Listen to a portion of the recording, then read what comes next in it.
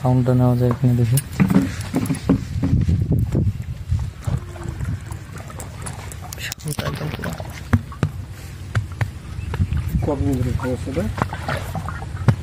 ভাই মাঝখানে মতন। আসসালামু আলাইকুম। বাছুরটি লাম্পি হয়, লাম্পি হওয়ার পরে তার অবস্থা খুব আশঙ্কাজনক ছিল, তো সে যাত্রায় সে বেঁচে যায়, কিন্তু পরবর্তীতে দেখা যায় তার পেটটি ফুলে যাচ্ছে। তো পেট ফুলে যাওয়ার কারণে প্রচুর পরিমাণে পানি, সে হাঁটলেই পানির শব্দ পাওয়া যায়, ছলাক ছলাক শব্দ। তো পানিটি এবং পেটের যে কন্টেন্ট আছে, রুমেন কন্টেন্টগুলো স্বাভাবিক মনে না করার কারণে আমরা পাইপ দিয়ে, স্টোমাক টিউব দিয়ে এটাকে রিমুভ করি, এবং রিমুভ করার পরে প্রোবায়োটিক, প্রিবায়োটিক এবং হচ্ছে রুমেন, ফ্রেশ রুমেন কন্টেন্ট, অর্থাৎ সুস্থ গরুর যে গরুগুলি জবাই করা হয় সেগুলো রুমেন কন্টেন্ট আমরা এটাতে রিপ্লেস করেছি। দেখা যাক ইনশাল্লাহ আল্লাহ তাআলার রহমতে এটা কি হয়। সবাই দোয়া রাখবেন। ধন্যবাদ সবাইকে।